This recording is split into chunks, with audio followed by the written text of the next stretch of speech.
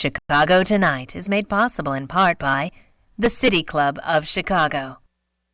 Smart people may disagree about what makes a great city, but part of what makes Chicago great is that we don't have to agree.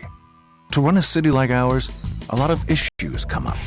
The City Club of Chicago is a place to debate those issues and hear from the men and women who shape the policies, lead the industries, and tell the stories that define our city.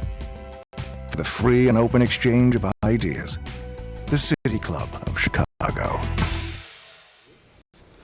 Good evening and welcome to Chicago Tonight. I'm Phil Ponce. On this Tuesday, March 31st. The final forum between the two candidates running for mayor of Chicago. That is the full hour next on Chicago Tonight.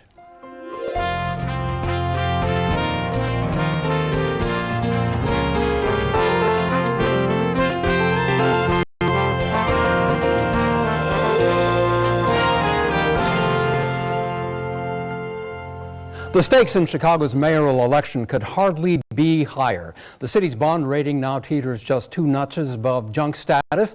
The city faces what appears to be insurmountable pension debt, and longtime reliance on borrowing now threatens every other function of government. So the question on the table tonight, what qualities do the candidates for mayor have to change that trajectory? Joining us in our studio tonight are members and guests of the City Club of Chicago. The City Club is helping to underwrite tonight's forum. We are also live streaming this program on our website, WTTW.com. And welcome to our viewers around the country on C-SPAN. Our political reporter, Paris Schutz, is tweeting at WTTW using the hashtag Chicago Tonight, and we invite you to join the online conversation. Now joining us in the order they appear on the ballot are Rahm Emanuel, the current mayor of Chicago, and Jesús Chuy García, a member of the Cook County Board. Before we begin, tonight we are doing things a little different. We will start by talking mainly about finances with each candidate individually without interruption from the other. That will give the mayor and the commissioner an opportunity to clearly answer the questions. Then we'll engage both on a range of topics. So let's get to it. Mayor, your administration is in the process of borrowing about $500 million for short-term expenditures. Aren't you doing exactly what got the city into trouble? No, Phil, actually what we're doing today is actually in 4 years, I've balanced 4 budgets with actually ending all the gimmicks of taking money out of a rainy day fund. We put money back in. And more importantly, than the 4 budgets we balanced and invested in our children without a property tax increase.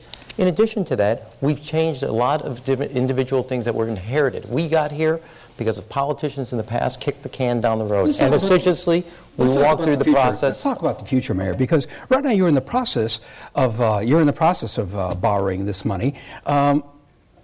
Do you plan to borrow money, for example, to pay the $550 million due for police and fire pensions? Well, we have three pension agreements we've done based on reform and revenue, a balanced approach that asks a little of everybody so nobody has to give too much. On police and fire, in 2011, the legislature passed a bill mandating a property tax. I've laid out a specific plan on how to get out of that. First and foremost, it involves reform, where we fundamentally disagree.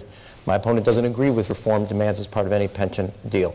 In addition, reforms which are currently before the Illinois Supreme Court. Yes, but they're part of every agreement. In fact, in the county agreement that my opponent doesn't support, it's a balanced approach just like the city approach. Second, here are the 3 individual revenue sources that actually spell out a way to avoid a property tax consistent with 4 years in which I've not raised property taxes. First and foremost, a progressive sales tax. Second, a Chicago-based casino. Third, surplusing TIFs. That allows you reform and revenue to avoid a property tax increase. And the fundamental difference we have here is that by actually not allowing any reforms, saying they're off the table, which is what Chuy Garcia said, you put all the onus on taxpayers to bear the burden. And I've given you a very specific plan on how to avoid a property tax by actually having a balanced approach. And yet the first two, the 3 items you mentioned, those are dependent on state action. What makes you think that the state is going to come through on that? Well, let's go through this. First, the progressive sales tax, which I've been for since 2011, the governor and the legislature are talking about it right now. And yet that would require a constitutional amendment, would it not? Not a sales tax. You're talking about an income tax, Phil. An income tax, which is what my opponent's for, would require a constitutional amendment, 3/5 vote. In fact, it's actually viable today because the sales tax was designed 30 years ago. Second, a Chicago-based casino. In fact, they're also talking about that as part of a revenue source for them. But I passed it, and actually Governor Quinn vetoed it. So that's a viable piece. And then TIFs in our own control. So those three revenue sources allow you to avoid a property tax consistent with 4 years in which I've not raised property taxes for either 3 pension deals or 4 budgets. Mayor, on the topic of a casino, who would own it? Chicago. And here's the difference. I've been consistent for it. My opponent on this last debate we had here came out against the casino. I think a Chicago-based casino is a revenue source dedicated to paying the police and fire pensions. How much would it raise, do you think?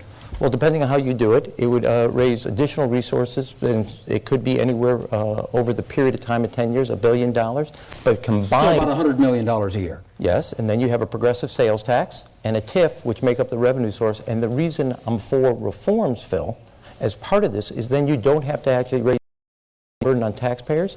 And where we disagree, when you have reform off the table, taxpayers and neighborhood services have to cut. And where my opponent thinks of a commission. The day after the election... We're going to get to the commission in a second, but back to the issue of casino. Who would run it? Who would regulate it? Commissioner, we're going to get to you in just a second. Phil, Chicago would own it, and we'd have a third party operating it, and it would be supervised by the State Board of Ethics, Casino Commission. Last time that was one of the stumbling blocks, the State Board of Ethics. No. This time around? It's the Casino Commission. Yes, and we can work all that out, and the good news is, the first time ever in 30 years, I passed it in Springfield. The governor vetoed it. It's viable because both the governor and the legislature are talking about the two sources, and the one source that, while I'm for a progressive income tax, you can't rely on it because it requires a constitutional amendment. We have the needs right now, and a balanced approach where everybody gives a little and nobody has to give too much is a distinction between my opponent and I, where I actually like the county and like 3 pension agreements that I have actually worked through and done based on a reform. It asks a balanced approach where everybody has to do a role to stabilize the funds. And if you take reform off the table, there will be cuts to neighborhood services, tree trimming, garbage collection, police officers, there will be tax increases, and there is no reason for taxpayers alone to bear the burden. And I will say this, one last point, Phil. Go ahead. Our employees didn't cause this problem. Our taxpayers didn't cause this problem. It was politicians agreeing to things that we couldn't afford that got us into this problem. And what I've worked at for 4 years is work our way out of commitments made where people kick the can down the road, play politics, and then now have got us to a point of we have a serious crisis, but I am trying to actually work through that and end what has been 30 years of politics and getting us in a financial mess that has been around from politicians and career politicians who made commitments. All right, let's spend some time with the commissioner now. Your reaction to the mayor's assertion that it has to be a matter of shared sacrifice, including pension reform. Shared sacrifice will be something that we engage in. First, however, you have to make sure that any reform that you undertake is constitutional. The bill that he passed through Springfield is pending before the Illinois Supreme Court. The court will rule, then we'll know. Then the legislature will act to tell us whether they can provide some relief toward the obligations that we have. Move it and risk the chance of it being struck down, which is, in my opinion, likely to happen in Illinois. So we disagree on that. Say the Supreme Court surprises you and says, you know what, those pension reforms that are in the law are acceptable, and we give it our blessing. Would you implement those reforms with other unions? I would sit with those unions and talk about it. I think the court would shed new light on the parameters, on the legal parameters, and we'd have a new guide to approach it.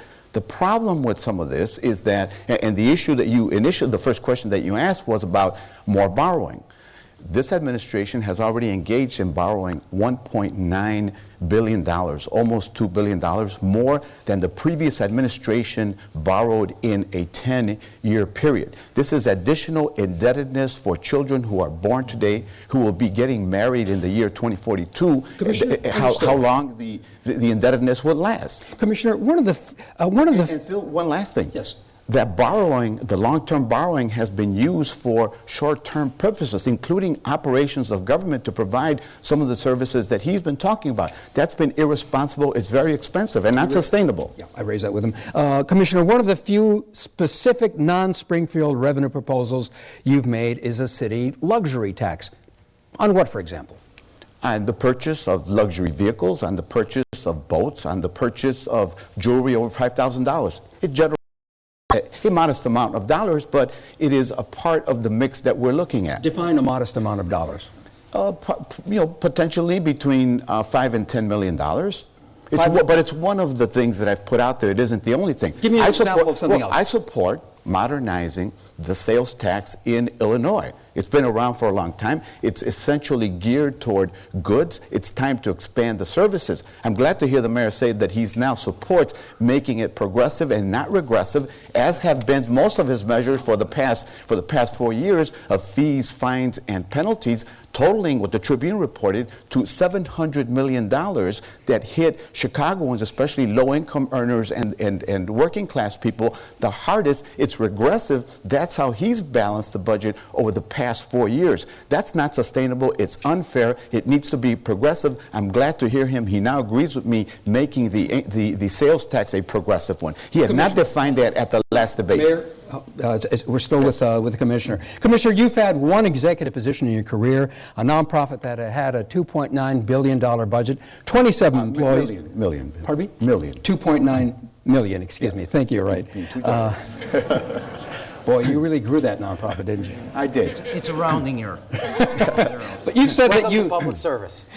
You've said that you left the nonprofit in the black, yet tax returns that the mayor's campaign sent us for the year you left shows a deficit of more than $650,000. Is that tax return wrong? You're mixing apples and oranges. When I left the organization, I said it was in good fiscal health. I grew it in a 9-year period from being 1 employee to 27 employees full-time, 110 part-time. When I left it, it experienced a deficit, which is not a debt.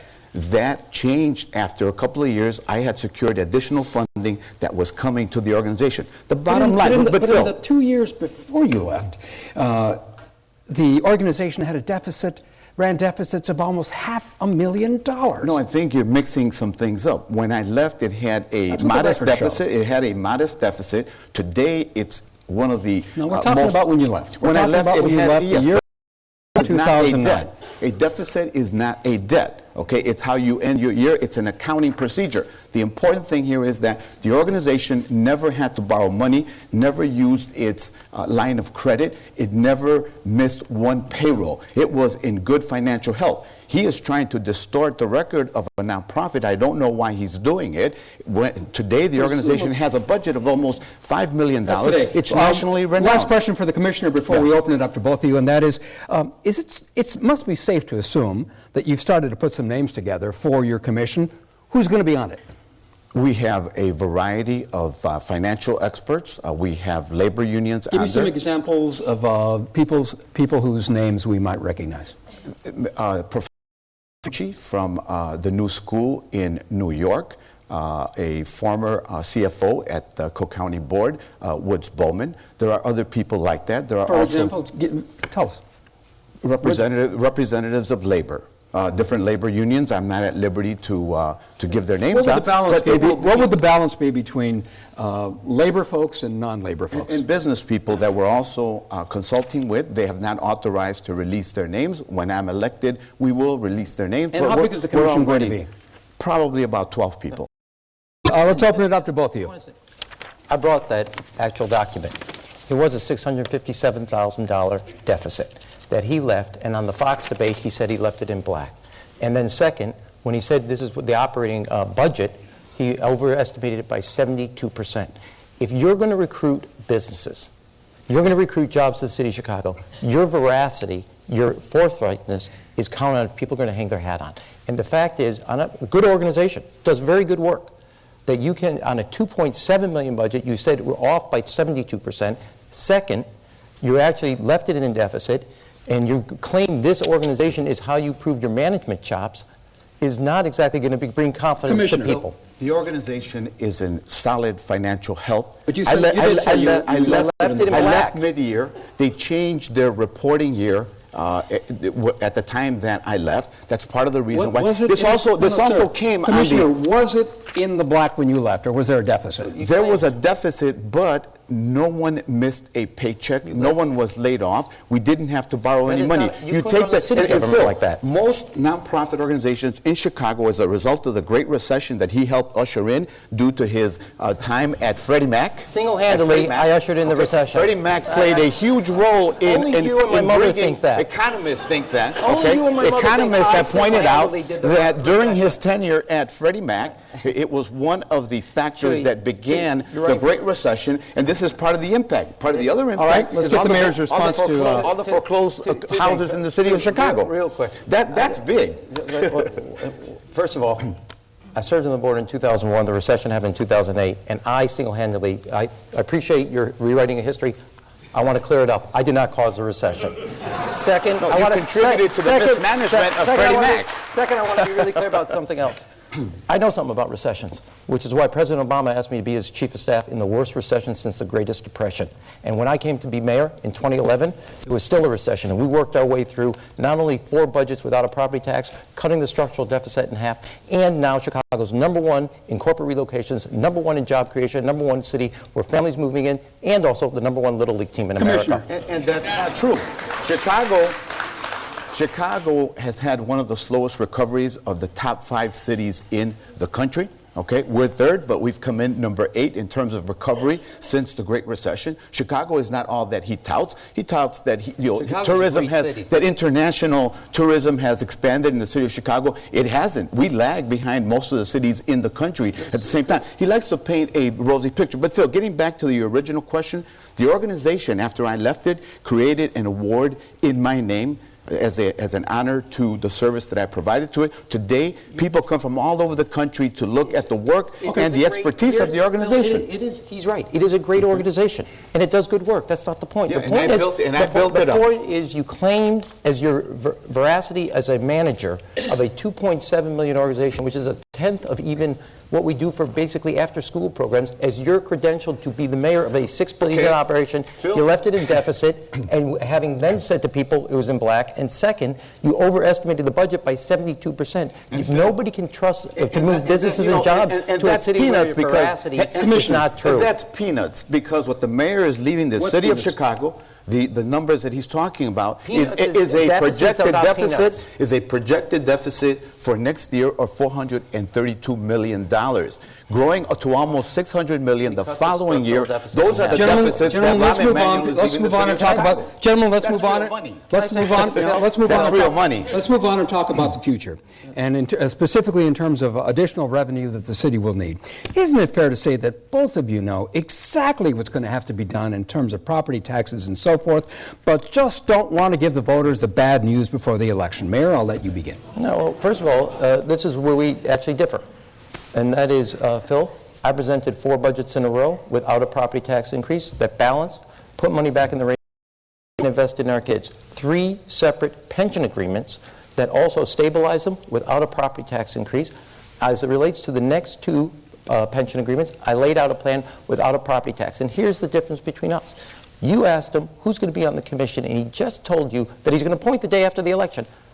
I can't tell you. I gave him some names. That's not true. I gave him some names, right, Phil? I did. I know, but you asked him for. He says, I'm not at liberty. They're already working. Quote, I'm not at liberty. At liberty means you won't tell people, not only up front, and here's the bigger piece. He said he wasn't at liberty to talk about the union membership. Okay, yes. Well, that's the names you asked. So here's what it is. By taking reform, I'll tell you what it is as you're walking around all over the place as like typical career politicians, promising everything to everybody like Hanukkah Harry, and then the day after the election the taxpayers get the bill, what ends up is, like my old grandmother used to say, such a deal. And that's what your commission's going to be for everybody.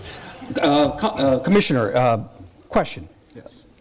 Is it fair to say that you know exactly what needs to be done, but you're not telling voters before the election, both you and the mayor? I don't know everything that will need to be done. You must have a pretty good idea. I have said that when I become mayor, I'm going to engage in audits of the city's finances. There has not been an independent audit. There haven't been any performance audits of any of the departments in the city of Chicago. Didn't the Inspector General perform 25 those are specific. Those are not audits of the city's finances. They're not audits, any performance audits. Those are tax increment financing audits. Those are reports on what has been spent. There are no audits have been made of the city of Chicago's finances or any of the departments. Mayor, no audits? You're running for mayor. Okay. And the city of Chicago. Let the mayor respond. It's very simple.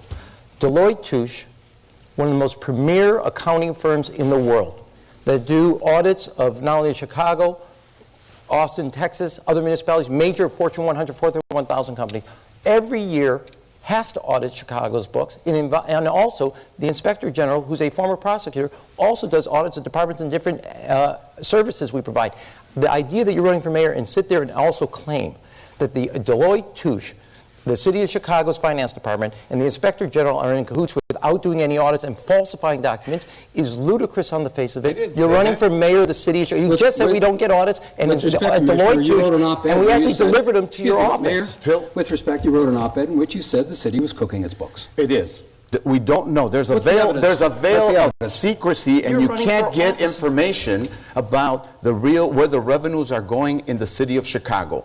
There's secrecy in the finances of the city of Chicago. I want to open the books, Phil, before I can look any taxpayer in the eye and tell them that I'm going to increase any taxes on them, whatever they happen to be, including property taxes. I want them to know what we have in the city of Chicago. That hasn't occurred under this administration. There is a veil of secrecy. That's how we operate. Taxpayers need to know. Why you can't get that information online. I will place it online. Very simple.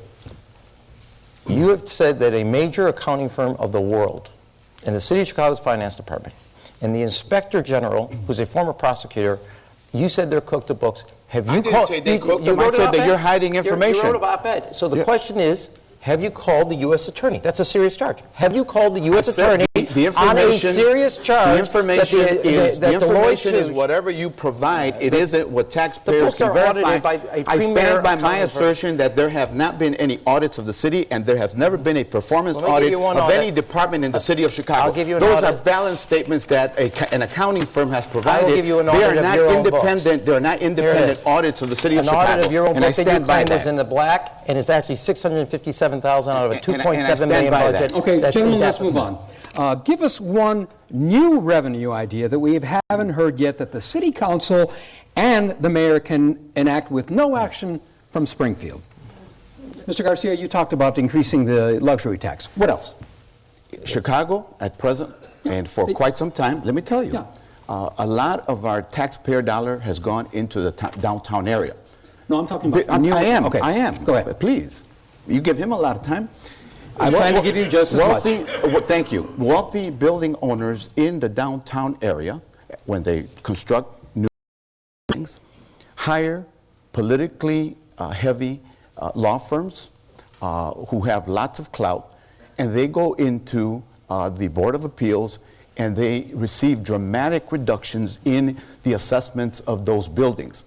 The potential for recouping hundreds of millions of dollars by sending our corporation counsel to those hearings and to intervene on behalf of taxpayers for buildings that have a significant value could yield a lot of money to citizens. When they receive hundreds of millions of dollars, for example, 11 buildings that were sold within the last year in the downtown area could easily generate $100 million. This is something that sounds like a pretty good idea, having the Inspector General at these hearings. No, the Corporation Council. Corporation Council, I mean, thank you. Here's the thing you asked about. No, that sounds like a good idea, is it? Well, actually, let's take the example. We already do collect taxes. When, in fact, the Willis Tower was sold, City of Chicago, because of the property taxes for a major corporation, actually does receive a tremendous amount of money for actually when one property goes to another. And when they bought it at a record amount, it's a reflection of their confidence now of the creation of the City of Chicago. But I think the commissioner is saying, yes. Is it a fair assessment on which these taxes are based? Yeah, there's... That's right, and Phil, and the Empire State Building, which is of a similar magnitude as the Willis Tower, generates 3 to 4 times the amount of property taxes than does the Willis Tower. Let me, as one Mayor, example. please finish. On taxes here that are in the city of Chicago, I've talked about as one of the ways to avoid a property tax increase is a TIF surplus. Second, I talked about the casino. And third, most importantly, since 2011, even on this show, back in that mayoral debate, I talked about a progressive sales tax. Because the sales tax we have today, Phil, is structured upon the economy 30 years ago. And expanding it to services. And a classic example of what I mean. A single mother buying school supplies for her child pays a sales tax. You join a club, you do not pay a sales tax. What kind of club are you talking about? Health club. Very simple. You join a health club, you don't pay a sales tax.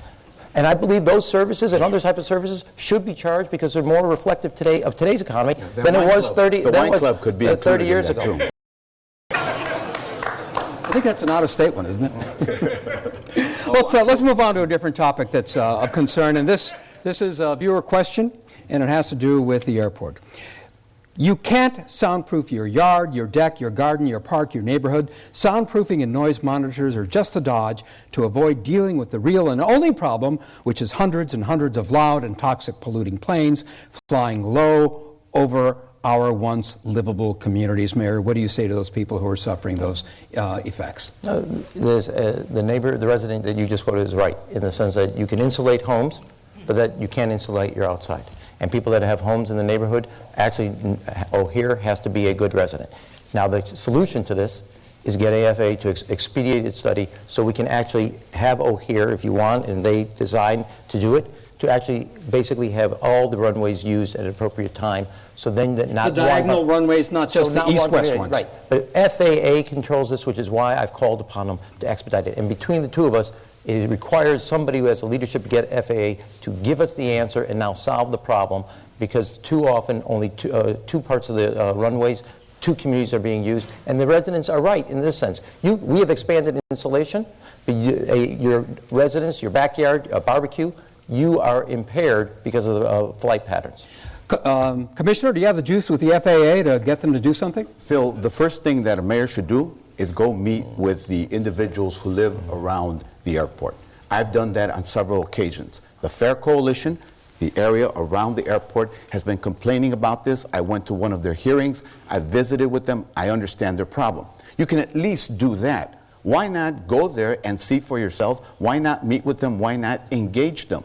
That's what a mayor should do. You may not be able to solve all of their concerns, but I support keeping the old runways as well as the utilization of the new ones and engaging in measures that would mitigate some of the noise that exists there. Spread it around the number. Yes, they have some ideas. They ought to be heard, and I will advocate for them. I will make the FAA come and meet with them too. That's leadership. That's being responsive, and that's being a good listener. Speaking of the residents, we have some protesters outside of Channel 11 as this forum is taking place. Mayor, you didn't design... I feel at home now. Mayor, you did not design the runways at O'Hare. You don't control the FAA. But why haven't you at least... I did cause the recession. But why haven't you at least met with the people affected by airport noise? I've actually have met with them, and I've also met with the aldermen of the affected area. They claim you have not met with them. No, we've met. We've also... We have... Chuy, wait a second. Who did you meet with? I met with the aldermen of the affected area, listened to what they wanted to do. That's why we did the insulation of the homes, the 8 sound monitors, and now have called and written a letter to the FAA to speed up the report so we can actually evenly take all the runways so no two communities or the communities on the flight pattern bear all the burden for O'Hare's growth. It is a major job engine, an economic engine, but it's not evenly felt across the whole area. But just to be clear, you met with the aldermen, not with the community. To represent the areas and the residents, and I, as a former congressman from that area, I do understand the concerns of the fact that you can't use your backyard means you're not getting the full value of your home and the experience that comes with it. What about meeting with them? I went and met with them. You used to represent them. You should go and meet with them. It's also so hard about Chuy, it's not hard. It's actually the hard part. The hard part is getting the answer, which is what I'm working at, and actually that's what it means to be a mayor. Give them a half hour. A mayor means. Come on, a mayor don't be so disconnected from them. Give them a half hour. This is their greatest investment. That's right. Chuy. This is their greatest investment. And here's the difference. They deserve to be heard. And that's why actually, when it came to meeting with people, ending the PEC. Did that, and when it came to hearing the community and finally closing the coal plant, I met with them and shut it down.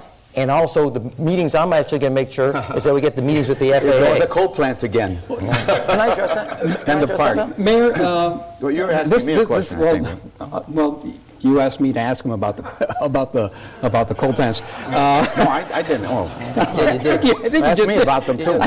I'll get back to you on that. This is the second time the commissioner has sort of expressed skepticism about your role in closing the coal plants. What exactly did you do? No, I met with the folks like Kim Wasserman, the community groups, and I appreciate they have been advocating for 20 years. They felt nobody on the fifth floor was not only hearing them, so I was listening to them, and they said we need to get this done because our kids, like Kim Wasserman, were showing up at the hospital with asthma attacks, and disproportionate. And Chuy did play a role. The difference was when they needed to get the job done and not just protest, they needed to actually close the plant and make progress.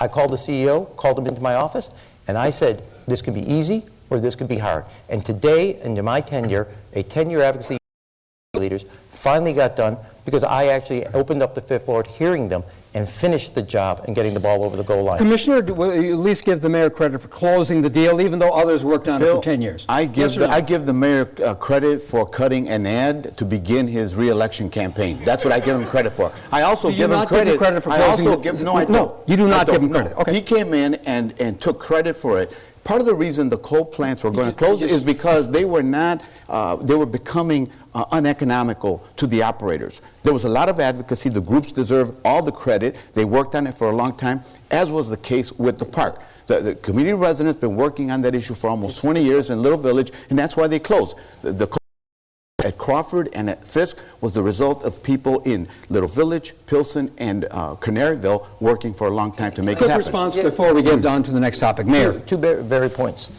Yes, it was the price of natural gas, and that's when you're negotiating as a mayor, you use that to leverage and force the coal plant operator to shut down. Two, the advocacy does go, the effort does go to all the community groups. The difference is protesting is not the same as making progress, and those are shut today during my tenure, working with the community groups that were advocating not only to shut the coal plants, but to open up a park that they wanted for 10 years, and that's how you invest in neighborhoods so they have the quality of life throughout the city. Most of the money came from the state.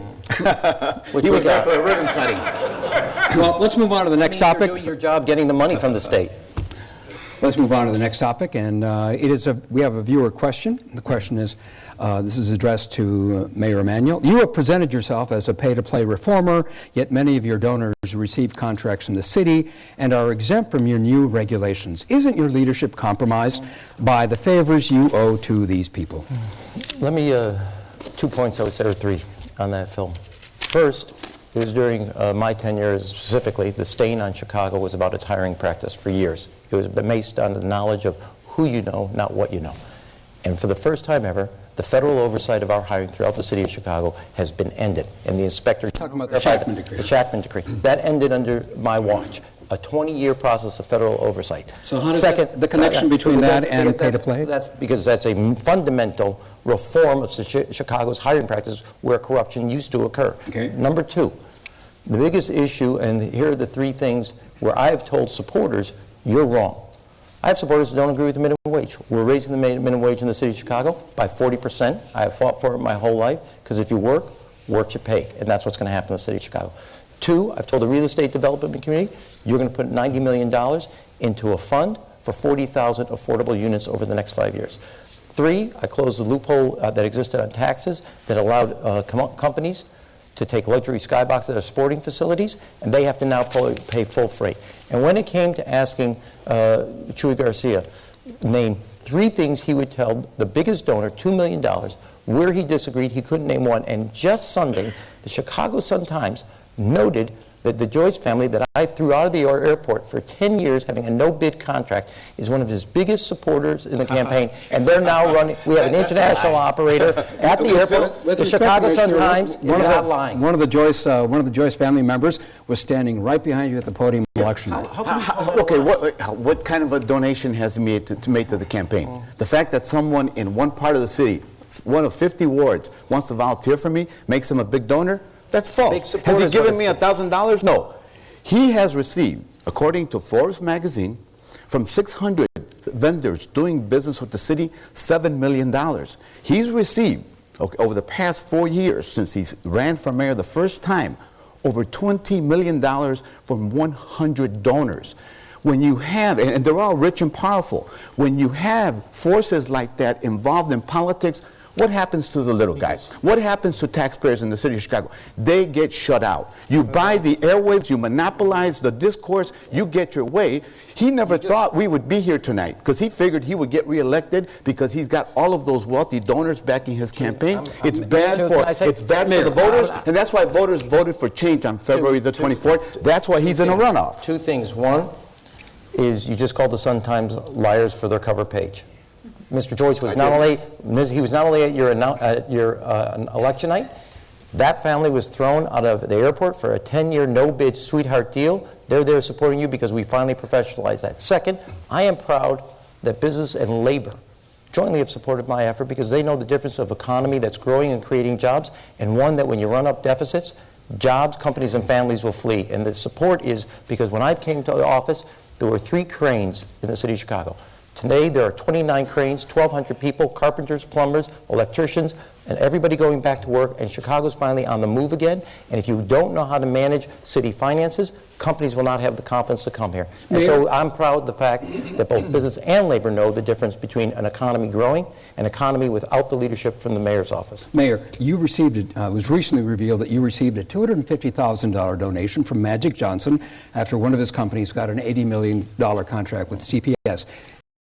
Another example of your contributors benefiting from a city deal. No, first of all, it was a competitive bid. It was second, it was a low bid. And third, they gave $10 million for summer jobs for our most at-risk kids. And I'm proud that we're going to give 5,000 kids who never had an opportunity for a job, never had an opportunity for a mentor, are having an alternative. And I'm happy that Magic Johnson saw the promise in Chicago's youth, and it was competitively bid. The Tribune has called it pay-to-play politics in Chicago. That's status quo politics. That's pinstripe Chicago. It exists today. It's as robust as ever. I have 6,000 volunteers working in my campaign. He plucks one name who hasn't even made any significant financial contributions to my campaign. That's not pay to play. That's distorting. Has he discussed potential contracts with you? No. He's discussed getting votes for me in the 19th ward where he lives. And you won't putting up signs in the ward. That's what he's done. Here's the thing. Phil, 5 days ago, you still haven't named 3 things you'll tell the SEIU who's giving you $2 million no on. And that's what leadership requires out of the mayor, telling your supporters when they're wrong. Yes, Commissioner, I do have another question. Your son has been arrested numerous times, and court records describe him as a gang member repeatedly. In 2013, he was charged with a felony for attacking an off-duty police officer. Is he still a gang member? Phil, my wife and I live in a neighborhood with its share of problems, including gang activity. My son grew up in that community. It's been challenging. We tried to be as loving and as caring and as supportive of my son as possible. He made some mistakes. I'm not proud of it. Perhaps all the love that we gave him wasn't enough. Gladly, my son learned from his mistakes. He has 4 children that he's raising. He is a chef, and he mentors kids in the community. He turned his life around. I'm proud of him. Is he still in a gang? No. Can I say one thing? Yes. I don't actually think this is a fair line of questioning. Actually, with... I don't. I think, let me say this. We're both with respect, a lot of voters might wonder, Commissioner, if you can't keep your own son out of a gang, how can you steer... Excuse me?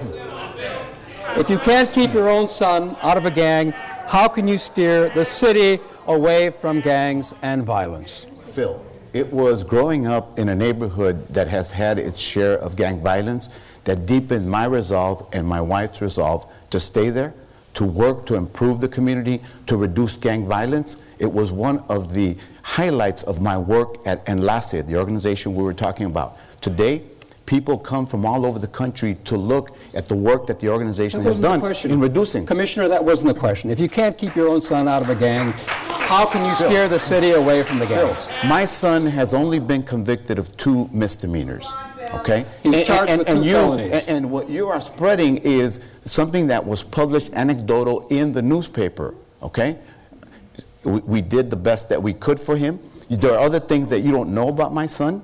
okay, and the work that he has done. He's been a mentor with the YMCA Street Intervention Program. He's worked for Ceasefire. He's mentored kids in the neighborhood and in many other neighborhoods. He has also worked on trauma issues in the city of Chicago. I mean, it's a great story, Phil. If you'd like, I'd like to introduce him to you. I'm happy to give you the opportunity to tell that story. Now let's get back to the issue of pay to play and your son. Yes.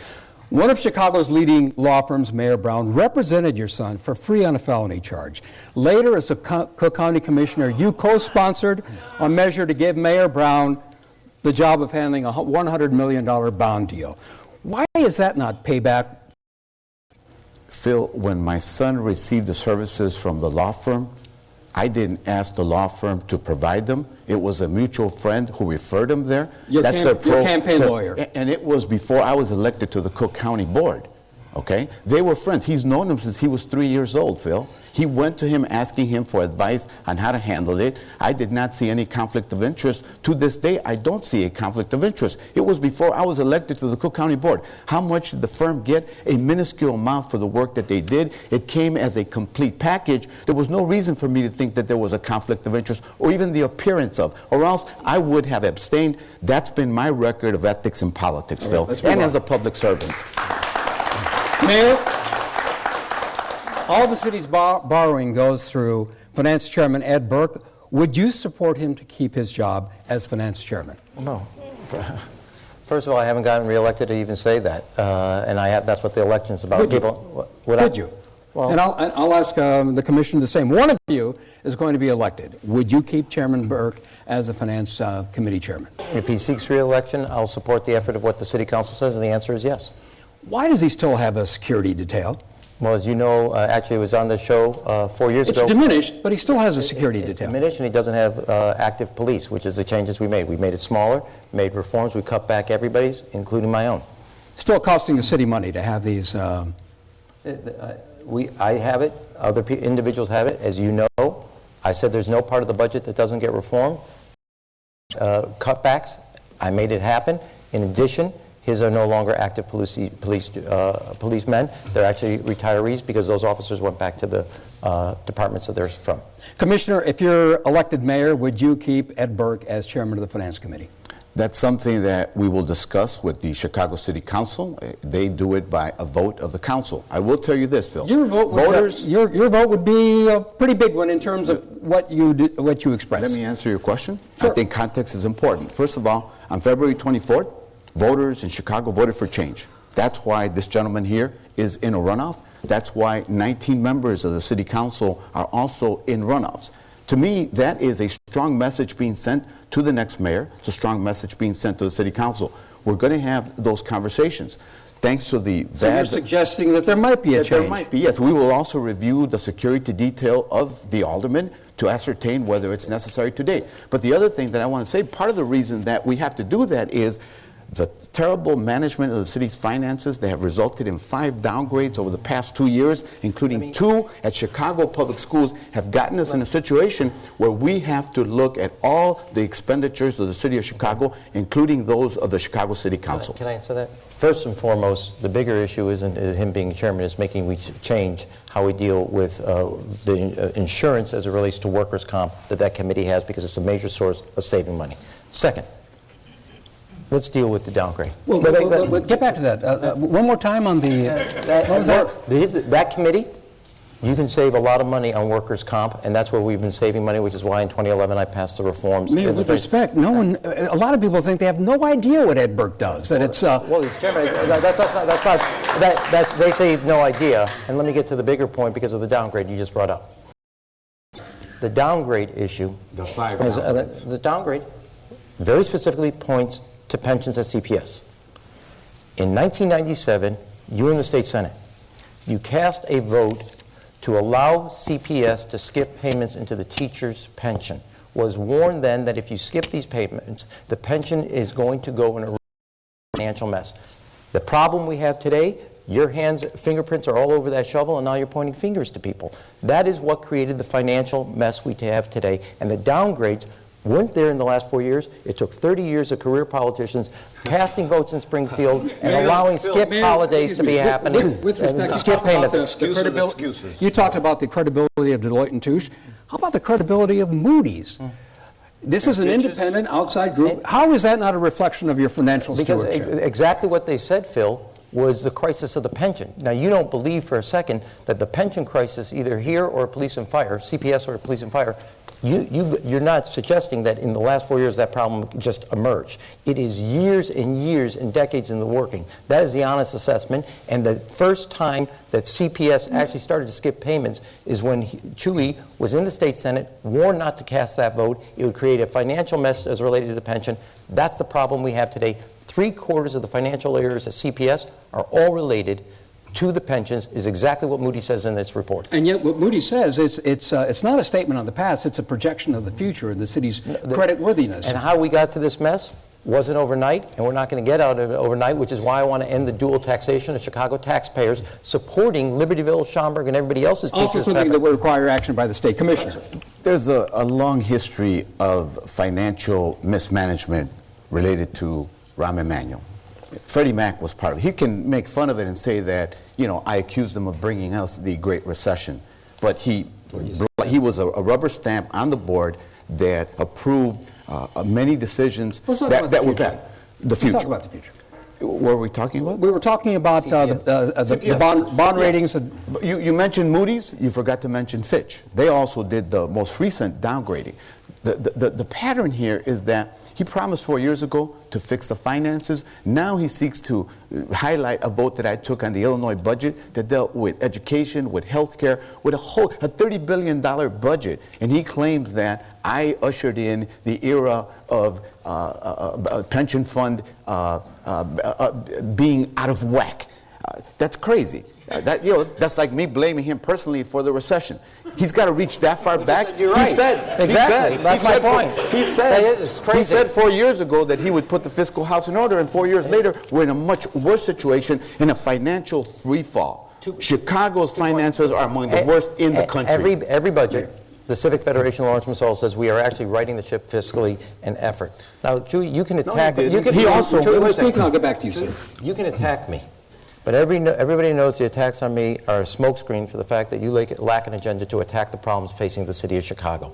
And what is happening here, the crisis on pensions didn't happen overnight. We inherited it, and since day one, through 4 budgets, 3 pension deals, and also CPS budget, we have rolled up our sleeves. We've cut the structural deficit in half. We've stopped the gimmicks of taking money out of rainy day funds to fill operating budgets, and we've actually restructured it, which is why businesses and jobs are finally coming back to the city, because they have confidence in the future of the city. And if you go back to the days where on a small community group, you're on a deficit, nobody's going to have the confidence. And a growing economy is the best way to solve your budgetary problems. The Civic Federation has warned him to stop borrowing for the long haul because it's so expensive and indebting Chicagoans for many years into the future. They have told him stop using that borrowing to fund short-term operations of the city of Chicago. Once upon a time, the borrowing... Phil, you gave him more time. No, Can I have equal time? Well, actually, this is a follow-up on what you just said. Mayor, once upon a time, the short-term borrowing cap was $200 million. You've increased it to $1 billion. Phil, because I've rejected 2 false choices on day one 4 years ago. Now, these problems we inherited. First, everybody just recommended indiscriminate cuts across the board, and they affect different parts of the communities throughout the city of Chicago, which is the wrong thing to do. Second, other people recommended just raise taxes, like the biggest increase in property taxes that were done years ago. I rejected both those choices. I went through the budget line by line, reforming it, balancing it, ending the gimmicks, no property tax increase, increasing investments, and the worst thing to do is to actually go like other politicians have done, and which Chuy's recommended. He has over $1 billion of pledges before the campaign, and then he's going to tell you the day after, like, appoint a commission. I can't tell you who the names are, and I won't tell you what's acceptable or not acceptable. What if the commission recommends... He did give some names. He didn't give them all. Commissioner. He just got 5 minutes there. Service. What if it recommends doubling property tax increase? What if it recommends increasing the parking fees? That's the wrong way to go for the city of Chicago. The Civic Federation also said, as it relates to his Chicago Public School budget, that it's founded on a gimmick. and an accounting gimmick. In other words, he used 14 months to do the next budget. You just don't do that, okay? Secondly, he talks about the largest property tax increase. He tried to do that last year through the state legislature. Didn't have the guts to try to do it through the Chicago City Council. He was trying to pass a $250 million property tax in the General Assembly. Who stopped him? Governor Quinn stopped him, and thankfully he did, or else Chicagoans would have been sacked. And finally, Phil, in our last debate at WTTW, he admitted, or that was actually at Channel 7, that there is waste, fraud, and inefficiency in the city budget today. That's why I want to open up the book so Chicagoans know what that waste, what that fraud, what those inefficiencies are. Mayor? Of course. That's what it means when you say you're going to go through a budget line by line. Every year we make major structural reforms, eliminating waste, fraud, and abuse. That's in finding efficiencies, which is how you actually then create the first new domestic violence shelter in the city of Chicago. It's how you increase your after-school funding and summer jobs from 14,000 day one to where we are now, 24,000 kids, because we've gone through the budget, find that waste. We constantly are reforming because you don't stand on the status quo. You go through it every year in a budget process and find different efficiencies. And I acknowledge, going forward, our job isn't done, but we're not where we were before because we've cut the structural deficit in 4 years in half. Commissioner, let's move on to a different subject, and this has to do with race relations. What would you do to allay historical tensions between African Americans and Latinos over city jobs, contracts, and resources? When I'm elected, I will be a mayor whose core values will be fairness and equity. It's been done before in Chicago. Chicago cannot move forward as a city unless everyone in the city, all communities, including African Americans and Latinos, get a fair share, that there is equity in the city. Chicago cannot prosper if some people are doing great and other people aren't. Has there not been equity?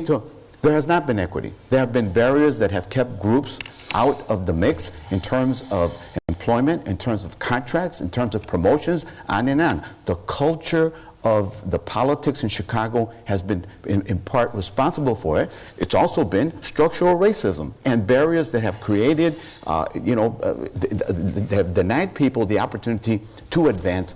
I have been a long time and a consistent reformer and progressive and coalition builder, recognizing that Chicago can only achieve all of its potential, especially in the 21st century, when you have an inclusive government. That's the type of government that I will head up. How about the issue of historical tensions between African Americans and Latinos? What would you do to allay that? Well, first, I want to speak to this issue. I do in a general point, and then specifically Chicago. The reason I sent a letter to businesses in Indiana is because I think what Indiana's bigotry is wrong. You sent a letter inviting businesses to relocate to Illinois. Leave Indiana because of their bigotry there against gay and lesbians who are welcomed here in the city of Chicago because diversity is our strength. And it always has been. Look at Chuy and I. Two individuals of different ethnicities that we're running for mayor of the city of Chicago, an immigrant, the grandson and the son of an immigrant. This is the greatest city in America that you can still achieve the American dream for your children. That is our strength. Working together and sharing the experiences. Where does that happen? Educationally. That is the greatest way to bridge not only differences, but to help make people advance the most and give their God-given potentials to get where. All right, let's talk about education. Commissioner, can you fairly represent the city? I'd like to have Chuy's other second there. But actually, you asked about race relations. This is a big issue given our history of our city. The city that's actually produced not only Barack Obama, but Harold Washington, more people to the federal government from the U.S. Senate. And this is an issue, while it has been a weakness to us, it is also our greatest strength. All right. So to the area, an example. I need to get to education. Red Line South. Mayor, I need to get to education. And Commissioner, can you fairly represent the city when negotiating with the union whose president personally recruited you to run? Phil, I'm going to be a mayor that's going to open up the books and have difficult conversations with all the stakeholders. Chicago. Part of the acrimony with respect to this mayor is the fact that he tried to break the teachers union by making it impossible for them to have a strike authorization, and then he triggered the first strike in 25 years. His confrontational style is not conducive to coming to terms and achieving good outcomes in the city of Chicago. My approach will be inclusive and collaborative. We can do things differently, and I will then pay to play politics in Chicago. Let's get a quick response. Mayor, 4 years ago, 90% of teachers voted to strike. How much of a disadvantage disadvantage are you when negotiating a contract, given the hostility you've engendered? No, I think, well, first of all, we have a good working relationship. Barbara Bird Bennett, the CEO, and the board with the CTU. Let me be clear about three things there. First and foremost, 28 unions agreed with us and worked with our pension agreement, working together. Second, we've worked through both police, fire, and about 24 other contracts in a very amiable way in a win-win situation. And third, most importantly, as it relates to education. The issue that was a contention was the Chicago kids were having the shortest school day and the shortest school year in America. We ended shortchanging our kids, and now they have 2.5 more years of classroom time, and we disagree on that. My opponent does not agree with it, ran ads against it. And that's another lie. I'll represent myself. See, he loves to represent me. He's not my attorney. Gentlemen, we're out of time. I didn't know you needed one. Gentlemen, we're out of time. Our thanks to Rahm Emanuel and Jesús Chuy García. Thanks also to the City Club of Chicago for its generous support of public affairs programming.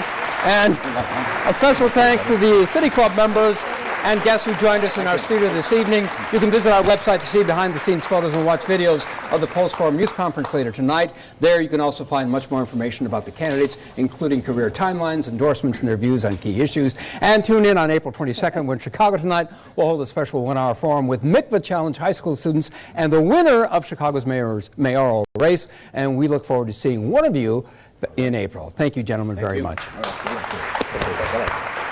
Chicago Tonight is made possible in part by the City Club of Chicago. Smart people may disagree about what makes a great city, but part of what makes Chicago great is that we don't have to agree. To run a city like ours, a lot of issues come up. The City Club of Chicago is a place to debate those issues and hear from the men and women who shape the policies, lead the industries, and tell the stories that define our city. For the free and open exchange of ideas, the City Club of Chicago.